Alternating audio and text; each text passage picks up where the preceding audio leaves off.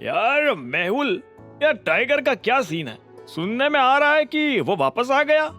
Tiger के left में खड़े आदमी ने हाथ धोते हुए अपने आप को कांच में देखकर कहा, सुनने में तो यही आया है प्रताप, पर अंदर क्या ही हो रहा है किसे पता। आज तक ना टाइगर की किसी ने शक्ल देखी, ना नाम जाना। बस यही सुन सुनकर डर रहे लोग कि टाइगर ये है, वो है, फलाना ढिमकाना।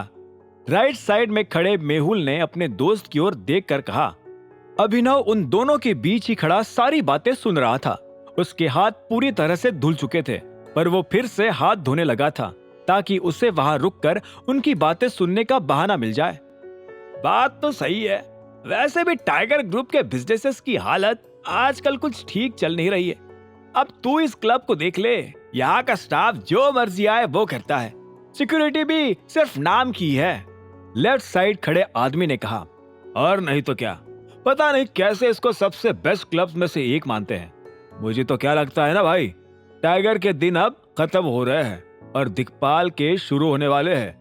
इससे पहले कि मेहुल और कुछ बोल पाता, उसका फोन बजने लगा और वो अपने दोस्त के साथ वॉशरूम से निकल आया।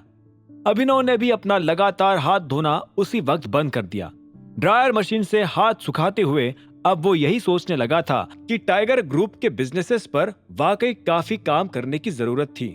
क्लब के हॉल में वापस आते ही अभिनव इधर उधर नजरें घुमाकर चाहत को ढूंढने लगा।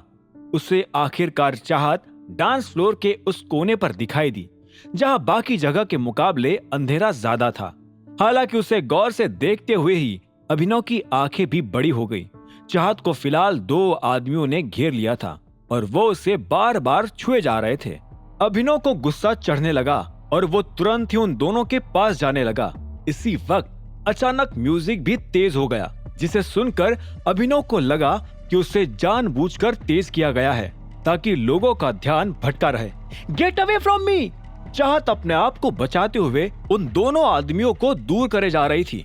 जब उनमें से एक इंसान जबरदस्ती उसके चेहरे के पास आने लगा, तभी चाहत ने उसे जोरदार थप्पड़ मारकर नीचे गिरा दिया। बदतमीज! I said get away! चाहत ने उसकी ओर घिन्न दिखाते हुए कहा।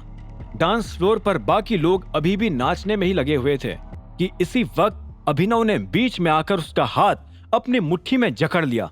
अपनी औकात में रह! कौन है बे तू? उस आदमी ने अभिनव की ओर घूर कर देखा। अभिनव भी उसे गुस्से भरी निगाहों से घूरे जा रहा था। उस आदमी ने भले ही उसे ना पहचाना हो, लेकिन अभिनव उसे पहचान गया था। ये डॉन ही था जिसने कुछ दिनों पहले अनन्या को उस दिन होटल में छेड़ने की कोशिश की थी, जिस दिन अभिनव का कॉलेज रियूनियन था। अभिनव इस आदमी को यही पीट पीट कर मार देना चाहता था, लेकिन वो ये बात भी नहीं भूल सकता था कि डॉन उसी का यानी टाइगर का ही आदमी था। आज छोड़, नहीं तो काट कर फेंक दूंगा। अभिनव की पकड़ से अपना हाथ छुड़ाने की कोशिश करते हुए डॉन गुर्राए जा रहा था। अभिनव गुस्से से डॉन के ऊपर चिल्ला पड़ा। हालांकि तेज म्यूजिक की वजह से बाकी लोगों को उसकी आवाज कुछ खास सुनाई भी नहीं दी थी। अभिनव का गुस्सा देखकर डॉन थोड़ा हैरान हो गया। उसे लगा कि जहां आम लोग उसकी शक्ल देखकर ही डर कर भाग जाया करते थे, वही अभिनव इस कॉन्फिडेंस से उसके सामने खड़ा था जैसे कि वो खुद ही टाइगर हो। यहाँ से निकल ले लड़के, नहीं तो हड्डी पसली एक कर दूंगा, डॉन ने अपना हाथ छुड़ाते हुए कहा। अभिनव का गुस्सा उसकी धमकी सुनकर और भभक उठा और उसने उसका हाथ मरोड़कर उसके पैर पर लात मार के नीचे गिरा दिया।